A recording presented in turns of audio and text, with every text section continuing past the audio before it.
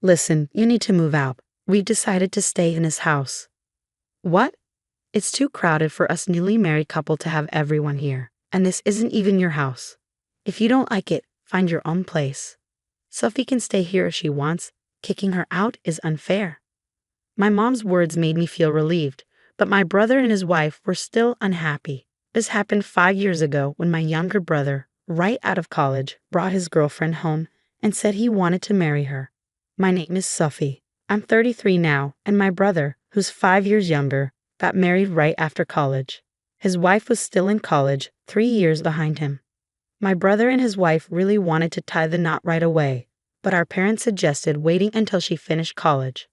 Oddly enough, her parents didn't mind either way. It seems like she's a carefree spender, and her folks just want her out of the house as soon as possible. We'll cover her tuition today, but after that, she's your responsibility. So anything other than her education isn't our concern, they said casually, not wanting to bother with rent. The newlyweds chose to stay with our parents. Thankfully, our dad, who used to be well off, owned a spacious old house. With enough space, it wasn't a big deal for them to live together. My dad grew up in a wealthy family, so he never faced money troubles like a regular worker. He hardly shared his thoughts, always wearing a smile and seeming a bit out of touch with reality.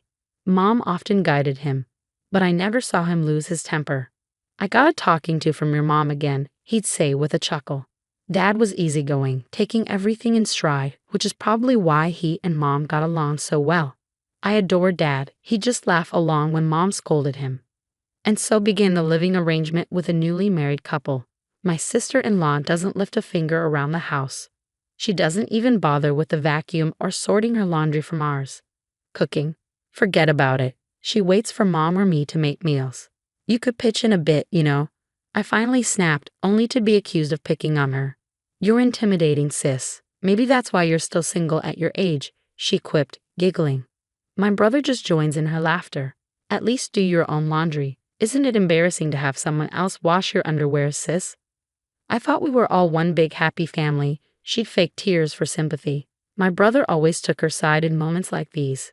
"Sophie, just because Emily is young and cute, don't get jealous and bully her. We're not here to be your servants. Living together means following some rules. Emily's a student. Her main focus should be on her studies. We're family, so we should be able to cooperate, right?" He said this without any hint of remorse. Even though Mom suggested they get their own place and help us with rent, he brushed it off. "If we move out, it has to be a fancy apartment. We can't settle for something cheap," such selfishness. When I asked Dad to intervene, all he'd say is, "It's tough for just the two of them to manage. They're still young." And because of that, my brother and his wife felt even bolder. When I hit 30, I got engaged, and it was a stroke of luck. My future husband was a client from work, and we hit it off during meetings. He was thoughtful and kind, so when he asked me out and then proposed, I was over the moon. Finally tying the knot, surprised someone would want you. "Better make sure you don't mess it up," my brother remarked. "Glad you found a buyer. Can't wait for the busybody sister-in-law to be out of our hair." My parents chimed in, blessing our union wholeheartedly. I'd visit my parents occasionally, but my brother and his wife hadn't changed. She graduated the next year but didn't work or help around the house. When I tried to advise her, I was told I was a stranger now and shouldn't meddle. But I had a feeling they weren't leaving because they wanted to keep hold of the family assets. Deep down, they were probably relieved they didn't have to share them with me, now that I was married and gone. However, leaving doesn't mean I forfeited my rights to inherit. My brother and his wife probably understand this, but now that I'm not around, they might feel they can do as they please. When the time comes, I'd gladly give up my inheritance if they take good care of our parents and the house. But for now, I don't see any signs of that happening. About 2 years later, my father's health deteriorated, and he was in and out of the hospital. I pitched in with his care, visiting him as often as I could, but my brother and his wife seemed unconcerned. My father started mentioning his $20 million inheritance, and every time I visited, I noticed my sister-in-law sweet-talking on my father's side, saying, "Hey sis, I'd love to help out too, but Mom handles everything, and I never get the chance." "But you never showed interest in that before, did you?" "That's not entirely true, but don't you think Mom might be trying to keep us out of the loop to control the inheritance? Our parents are really close, and I think Mom wants to handle everything herself. I don't think she's thinking about it that way. Really? So you believe we'll get a fair share when Dad passes? Stop it. Don't talk about such unlucky things. Dad's still with us. I'm really frustrated with my brother and his wife, who seem to only care about money. But it's unclear if my father actually has that much wealth. While her family used to be well off, my father is just a regular salaryman. I can't imagine he has that much saved up. A year later, my father passed away. I hurried to the hospital as soon as I heard his condition had worsened suddenly, but when I arrived, he was already gone. The only solace was seeing how peaceful his face looked. I'm sure he was smiling, being looked after by Mom until the end. You're smiling, right, Dad? You were carefree till the very end. My husband left work early to join me, but my brother and his wife didn't show up at the hospital. When I reached out to my brother, he calmly responded, "If he's already gone, what's the point of rushing there?" My brother and his wife didn't seem to be grieving at the funeral. They were laughing and chatting. Right after the funeral, my brother wasted no time bringing up the topic of inheritance. As a couple, we'll inherit the $20 million from Dad. What? What do you mean? Did both you and Mom give up your shares? Can't we discuss this after the 49th day memorial? The funeral just happened today. Normally, it's better to settle financial matters later. We live in this house as a couple, and I'm the eldest son, so the inheritance is rightfully ours. Bringing this up right after Dad's passing didn't sit well with me. I didn't particularly care about the money, but it angered me that my brother assumed I'd agree with him. Fine, but in return you better take good care of Mom. Who would believe such words? My mother spoke before I could object. It's fine, dear. Arguing about this won't do any good, especially now. But Dad had just passed, and Mom was clearly feeling down. I couldn't just let it slide. This isn't something to decide right now. Let's head home for today, my husband, who had been quietly listening, intervened. I held back until now, but my husband couldn't stand it any longer. That's when we decided to leave. It doesn't feel right, especially after Dad's passing. I understand your feelings, but right now, I'm more worried about your mom. She's usually so strong, but she seems really down. I'm really worried about her too. I couldn't help but wonder why Mom agreed with my brother's stance so easily. Was she swayed by him and his wife? Mom and Dad were always a strong couple. Losing Dad must have hit her hard. Honestly, I'd rather be reminiscing about Dad right now. But my anger towards my brother is clouding everything. Since then, my brother and his wife kept bringing up renouncing the inheritance, but I refused to discuss it until after the 49th day. When the time came, they wasted no time bringing it up again. But once more, Mom urged me to give it up. If Mom says it's okay, then it must be okay, right? Are you sure about this? Won't you regret it later on? After all, Emily is Dad's daughter, so don't worry. Well, yeah, she's your wife. That's not what I meant. I meant she has a right to inherit. At this point, Emily's practically been adopted by our parents. What? I was stunned. When I glanced at Mom, she simply nodded. Adoption by in-laws isn't exactly unheard of, right? It's not common for a bride to be adopted, especially not a son-in-law. If Emily inherits, we'll pay less in inheritance tax than if I were the sole heir. I was shocked that he had thought about it so deeply, wondering when he started planning this. Even more surprising was that Mom agreed. And then they asked me to renounce the inheritance. Maybe Mom, being a mother now that Dad's gone, was worried about the future. But if it's Mom's decision, I suppose I can't argue. So I decided to send in the inheritance renunciation document. I don't want to argue about money anymore. Luckily, my husband isn't one to fuss over it, and he trusts me to make the decision about the inheritance. If renouncing it means Mom can live peacefully from now on, then it's the best choice. About a month later, my sister-in-law called me. It looks like your mom is losing her memory. What? But she's always been so tidy. The house must be a disaster if she's not cleaning. It was hard to believe my mom, who was usually meticulous about cleanliness, could leave laundry lying around and not bother to clean. And after she's just eaten, she yells at me, "I'm hungry. Are you trying to starve me? Can you imagine?" And I'm the one cooking for her. She's turned into a completely different person. Is it true? Have you taken her to the hospital? It seems unbelievable. She gets aggressive when I try to get her out, and it's embarrassing to be seen with her in public. Sam thinks I should just let her be, but I'm the one dealing with her all day, and I'm at my wit's end. Honestly, I'm tired of it.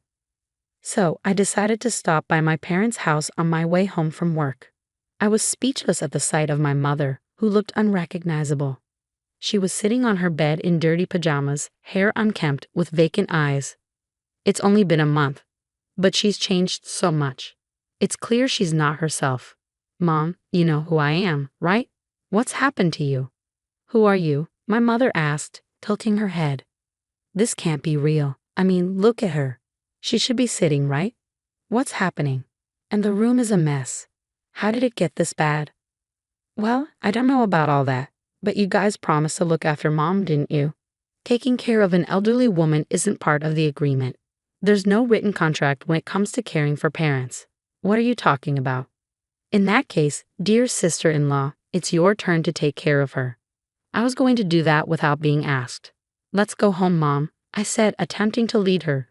But she stubbornly resisted. She wouldn't budge, shaking off my hand.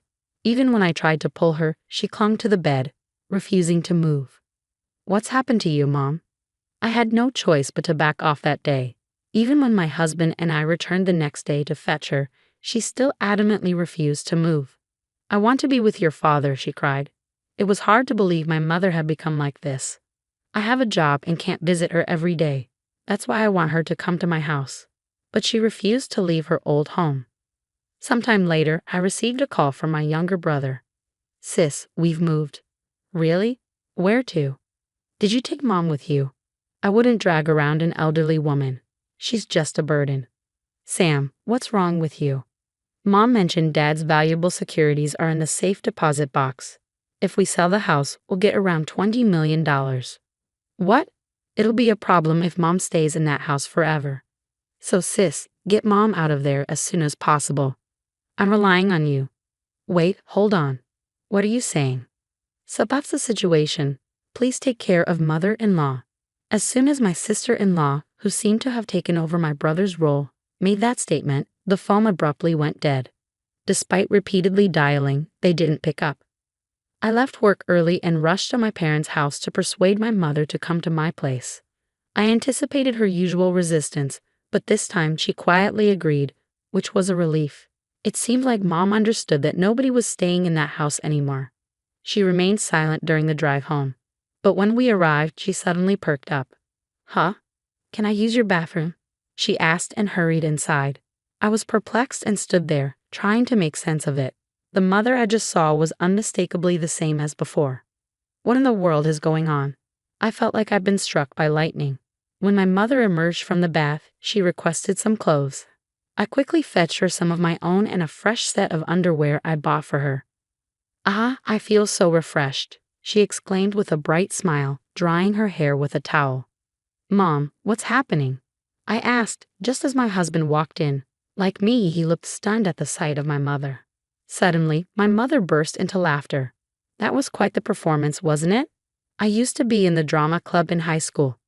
They say to deceive the enemy, you must first deceive your allies, and it seems to be true, doesn't it? So it turned out my mother was feigning senility. But why? I couldn't make sense of any of it. Just wait and see. That couple will do something worse soon. By that couple, do you mean Sam and his wife? Exactly. That couple's relationship is solely built on money. Then my mother proceeded to fill us in on what had transpired. Both my husband and I were amazed by my mother's cunning. The following week, my brother called, furious. Hey sis, you knew about this and didn't say anything, did you? What's going on? What are you suddenly talking about? There's no inheritance from Dad at all. When I checked the safety deposit box Mom mentioned, there were only loan agreements inside. So remember that $20 million? Well, it's actually a $20 million debt. Did you not bother to check? Typical of you, the only son in our family to inherit all of Dad's debts. Well, technically, that's still part of the inheritance. In the past, Dad, being too trusting, had acted as a guarantor for a friend's business without Mom's knowledge. The business failed, and the friend kept borrowing from Dad until it went bankrupt, leaving behind only the debt. And to make matters worse, the friend disappeared without a trace. It turns out that our family home had been put up as collateral due to the debt incurred back then. This might have even contributed to Dad developing dementia. It was only then that Mom found out about it. Dad kept saying there's a $20 million inheritance. Dad's words led my younger brother to mistakenly believe there was a hefty cash inheritance. So he and his wife decided to move in with our parents to seize as much money as possible. Dad, without suspecting anything, agreed to my brother's plan. But Mom saw through my brother's scheme and chose not to object. She knew he was so eager for the inheritance that she could simply hand it over to him. To shield Dad's dementia, Mom deliberately kept my brother and his wife away from him. And after Dad's passing, when my brother and his wife finally showed their true intentions, Mom pretended not to notice to observe their reaction. She bided her time for the right moment. Then I'll renounce the inheritance too. It's too late for that. Did you know you can only renounce an inheritance within 3 months of learning about it? We're well past that period now, so you two will have to shoulder the debt together. Mom had been waiting for this moment. She feigned senility until the deadline for renouncing the inheritance had passed. My brother's only goal in living with Mom was to extract information about Dad's inheritance. When the time came, Mom casually mentioned the safety deposit box as if it had just occurred to her. With the information they needed, my brother and his wife swiftly left the house. All along, they had been playing into Mom's hands. Emily is threatening divorce if she doesn't get any money. But legally, she's Dad's child, so she can't escape the debt even with a divorce, right? I see, but I quit my job, thinking I could live a life of luxury with $20 million. But I don't have that kind of money. Oh dear, you've really gotten yourself into a mess, haven't you? So, naturally you'll help me out, right? Why should I help you? You're the one who pushed Mom and me to renounce the inheritance, so I shouldn't be involved anymore. Well, thanks to you, I'm in this mess. I'm sure Dad is crying tears of joy to have such a dutiful son. Good luck paying back the debt. The family home was seized due to the mortgage, leaving the land and house, worth nearly $720,000, insufficient to cover the debt. My brother and his wife struggled to make repayments while their marriage suffered under the strain of financial stress. As Mom predicted, they eventually divorced, consumed by constant money disputes. Mom agreed to dissolve the adoption, making Emily a stranger to us. She likely hoped this would absolve her of the debt, but reality is unforgiving. Despite the dissolution, Emily still inherited the debt from her father's passing. You deceived me. My sister-in-law stormed in, her anger palpable. However, we hadn't intended to deceive her. Mom was heartbroken to see my brother and his wife happily calculating money instead of mourning their father's death. She remained silent, overwhelmed by their greed. Their behavior served as a cautionary tale of the consequences of unchecked greed. Afterward, my brother continued to pester us for money, prompting us to relocate without informing him. To my surprise, I discovered that Dad had taken out a substantial life insurance policy with Mom and me as beneficiaries. Despite his passing, he had diligently kept up with the premiums.